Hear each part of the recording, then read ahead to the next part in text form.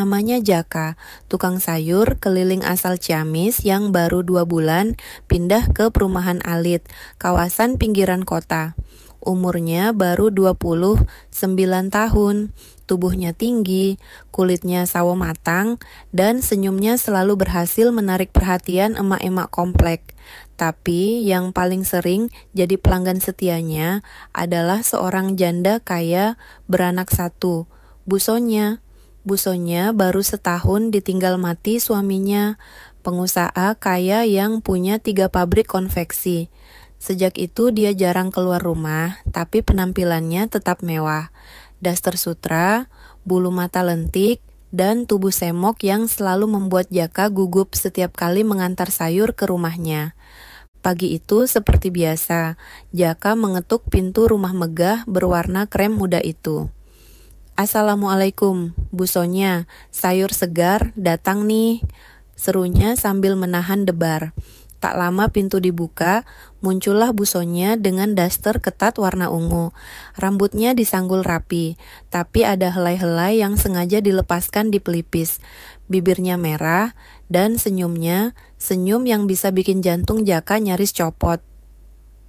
"Mas Jaka, telat nih, saya udah lapar dari tadi," godanya sambil mengibas rambut. Jaka senyum kaku. "Maaf, Bu, saya tadi disuruh ngetem dulu sama Bu Rita." Bu Sonya tertawa pelan.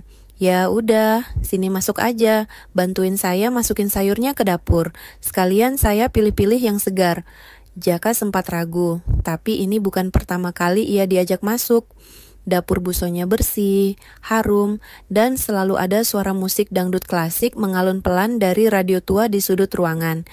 Saat Jaka sibuk membongkar sayur dari keranjang motor, Bu Sonya mendekat. Terlalu dekat, dadanya hampir menyentuh punggung Jaka. "Mas Jaka," suaranya tiba-tiba pelan dan menggoda. "Kalau saya mau pesan yang segar, tapi bukan sayur, bisa nggak?" Jaka menoleh. Matanya bertemu dengan pandangan Bu Sonya yang kini mulai bermain-main. Senyuman mereka bertemu, dan hari itu segalanya mulai berubah. Sejak pagi itu, Jaka merasa jantungnya tak pernah berdetak normal. Tiap kali melewati rumah Bu Sonya, daster ungu itu masih terbayang jelas di benaknya, lengkap dengan aroma tubuh yang halus dan tatapan mata yang menyimpan maksud-maksud tersembunyi. 3 hari kemudian, Jaka kembali mengantarkan sayur ke rumah itu. Tapi kali ini ada pesan WhatsApp duluan dari Bu Sonya. "Mas, nanti masuk ke dapur aja langsung, ya. Saya lagi di kamar mandi. Sayurnya ditaruh di meja dapur." Jaka terdiam sejenak. Matanya menatap layar ponsel, lalu menoleh ke arah rumah besar itu. Pintu pagar sudah terbuka, bahkan pintu rumah pun setengah menganga. Seolah mengundangnya masuk tanpa perlu basa-basi. Ia masuk perlahan. Rumah itu sepi, hanya suara gemericik air dari kamar mandi yang terdengar samar-samar. Di dapur, Jaka mulai menyusun tomat, bayam, dan wortel di meja. Tapi tiba-tiba terdengar suara langkah kaki di belakangnya. Saat Jaka menoleh, Bu Sonya sudah berdiri di situ kali ini. Hanya mengenakan handuk kecil yang nyaris tak sanggup menutupi seluruh bagian tubuhnya. Rambutnya masih basah, dan aroma sabun menyeruak tajam membius kepala Jaka. "Mas Jaka, tumben cepat," ucapnya manja sambil memegang dinding dapur dengan satu tangan. Jaka gugup, tapi tubuhnya justru tak mau bergerak menjauh. Pandangan mereka terkunci. "Saya tadi buru-buru, Bu, takut kesiangan." Bu Sonya mendekat perlahan. "Kalau buru-buru nanti enggak bisa menikmati." "Menikmati apa, Bu?" Jaka menelan ludah. Tiba-tiba Bu Sonya mengangkat satu tangannya ke pipi Jaka, membelainya perlahan, menikmati yang segar dan mudah. Detik itu, tubuh Jaka serasa disambar petir. Ia tahu ini salah, tapi tubuhnya tak bisa berbohong. Dan saat Bu Sonya menggandeng tangannya, membawanya menuju ruang tengah yang sunyi, Jaka membiarkan langkahnya mengikuti. Pagi itu, dosa pertama terjadi. Di balik tirai rumah megah yang selalu terlihat suci dari luar. Dan sejak itu, sayuran bukan satu-satunya hal yang Jaka antar ke rumah Bu Sonya setiap pagi. Sejak pagi dosa itu, hubungan Jaka dan Bu Sonya tak lagi sebatas jual beli sayur. Setiap kali Jaka datang, selalu ada godaan, sentuhan, dan bisikan nakal di antara suara panci dan bumbu dapur. Tapi semuanya terjadi diam-diam. Tetap rapi, tetap rahasia. Namun hari ini berbeda. Bu Sonya mengundang Jaka masuk dan langsung menyuruhnya duduk di ruang makan. Meja makan panjang dari kayu jati itu tampak sudah tertata lengkap seperti sedang menanti tamu istimewa. Duduk. Mas, hari ini saya yang traktir. Biar Mas enggak cuma bawa sayur, tapi juga bawa kenyang, katanya sambil tersenyum manis. Jaka menurut. Baru saja ia duduk, Bu Sonya langsung menyajikan semangkuk soto hangat dengan aroma rempah yang menggoda. Tapi yang lebih menggoda dari semuanya adalah penampilan Bu Sonya pagi ini. Daster tipis warna pink salem dengan belahan dada yang terlalu jujur. Mereka makan berhadapan, tapi tiba-tiba kaki Bu Sonya menyentuh betis Jaka lalu naik dan naik makin ke dalam. Jaka refleks terdiam. Sendoknya berhenti di tengah jalan. Loh, kok enggak makan, Mas?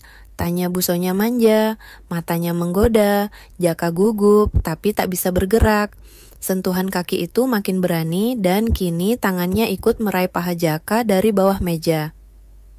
Bu, ini gimana kalau anak ibu pulang? Bisik Jaka berusaha menahan desahan kecil. Bu Sonya tertawa pelan, lalu menunduk ke meja dan berbisik. Anak saya lagi camping ke luar kota 3 hari. Rumah ini cuma milik kita berdua. Detik itu, nafsu Jaka meledak. Tapi mereka tetap bertahan di posisi duduk, seolah makan seperti biasa. Padahal di bawah meja, tangan dan kaki mereka saling menjelajah liar. Daster itu semakin naik saat Bu Sonya berdiri dan menyuruh Jaka ikut ke atas. Ayo, saya mau kasih sesuatu yang segar. Bukan dari kebun, tapi dari ranjang. Jaka menelan ludah. Ia tahu langkah berikutnya tak akan bisa dibalik. Hari itu untuk pertama kalinya, Bu Sonya membuka kamar suaminya yang sudah setahun terkunci. Dan di ranjang itu segalanya terjadi tanpa batas, tanpa jeda. Tapi mereka tak tahu, seseorang memotret dari jendela luar. Seseorang yang selama ini diam dan kini punya rencana. Pagi itu, Jaka sedang menata sayuran di motor ketika ponselnya berbunyi. Nomor tak dikenal mengirim pesan lewat WhatsApp. Tapi isinya membuat Jaka langsung pucat. Kalau enggak, mau fotomu dan Bu Sonya nyebar ke grup pengajian. Siapkan 5 juta besok. Jangan coba kabur, tukang sayur. Pesan itu disertai foto jelas sekali. Dirinya dan Bu Sonya diranjang. Posisi yang tak bisa disangkal. Bahkan daster Bu Sonya yang tergulung pun terlihat. Jaka gemetar. Tangannya hampir tak sanggup menggenggam ponsel. Dia segera meluncur ke rumah Bu Sonya. Saat sampai, wajah Bu Sonya pun berubah tegang saat melihat foto itu. Ya Allah, Mas Jaka, ini siapa yang ambil? Dari jendela kamar itu tertutup loh. Ucap Bu Sonya panik sambil menutup mulutnya. Bu, kayaknya ini orang yang sudah lama curiga sama kita. Tunggu, jangan-jangan pembantu saya yang dulu, si Indah. Indah mantan asisten rumah tangga Bu Sonya yang dipecat gara-gara ketahuan mencuri perhiasan. Tapi Indah juga dikenal suka menguping dan sering memata-matai majikannya. Lewat jendela samping yang kini mereka sadari masih punya celah kecil. Bu, kita harus bayar orang ini atau lapor polisi? Tanya Jaka. Bu Sonya menggeleng. Enggak bisa. Kalau foto ini nyebar, habis nama saya, bisnis keluarga saya, majelis saya, bahkan anak saya juga bakal malu. Jaka bingung. 5 juta bukan uang sedikit, tapi demi melindungi Bu Sonya, ia rela. Saya usahain Bu, saya jual motor juga enggak apa-apa. Yang penting Bu Sonya aman. Air mata Bu Sonya menetes. Ia meraih tangan Jaka dan menggenggam erat. Mas Jaka, saya nggak nyangka kamu sepeduli ini. Sejak suami saya meninggal, nggak ada lelaki yang benar-benar jagain saya. Hari itu mereka menangis bersama di ruang tamu, tapi malamnya mereka kembali saling mencari pelukan. Sementara itu, si pemeras misterius kembali mengirim pesan. Besok uangnya ditaruh di bawah pohon beringin dekat musola jam 5 pagi. Sekali lagi kalian main api, saya bakar semua. Tapi tanpa sepengetahuan si pemeras, Bu Sonia sudah memanggil seseorang dari masa lalunya yang tak akan segan turun tangan kalau nama baik keluarga dipertaruhkan. Tanpa basa-basi, Pak Budi menendang si pemeras hingga terjatuh. Topinya terlepas, dan benar saja, Indah, mantan pembantu Bu Sonia. Indah, kamu tega yang lakuin ini ke saya? Teriak Bu Sonia yang muncul dari kejauhan didampingi Jaka. Indah hanya tertawa sinis sambil berdarah di ujung bibir. Mat genit kayak kamu itu pantas dapat pelajaran. Mentang-mentang janda, kayak suka main sama tukang sayur murahan. Pak Budi nyaris menghantam lagi, tapi Bu Sonia menahan. Ia memilih menyerahkan Indah ke pihak berwajib diam-diam. Nama baik lebih penting dari balas dendam terbuka. Setelah semua reda, Bu Sonia dan Jaka kembali ke rumah dalam diam. Tapi justru setelah itu, hubungan mereka semakin dalam. Mereka makin sering tidur sekamar tanpa sekat. Namun, satu malam, Bu Sonia tiba-tiba pingsan saat sedang memeluk Jaka.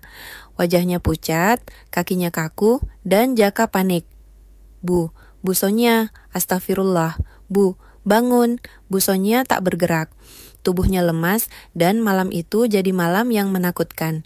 Beberapa hari kemudian, Bu Sonia dirawat di rumah. Tubuhnya hanya bisa berbaring dengan infus dan selang kecil di tangan. Tapi wajahnya tenang. Ia justru tersenyum saat Jaka menggenggam tangannya. Mas Jaka, ucapnya lirih. Meskipun tubuh saya nggak bisa bergerak, tapi hati saya masih hidup dan isinya cuma satu nama, kamu. Air mata Jaka mengalir. Saya enggak menyesal, Bu. Kalau harus merawat Bu Sonia sampai tua nanti, sampai anak kita lahir, saya siap. Bu Sonia menangis, tapi tangis bahagia. 2 bulan kemudian mereka menikah diam-diam di rumah. Hanya dihadiri beberapa orang terdekat, termasuk Pak Budi dan seorang ustaz yang jadi saksi.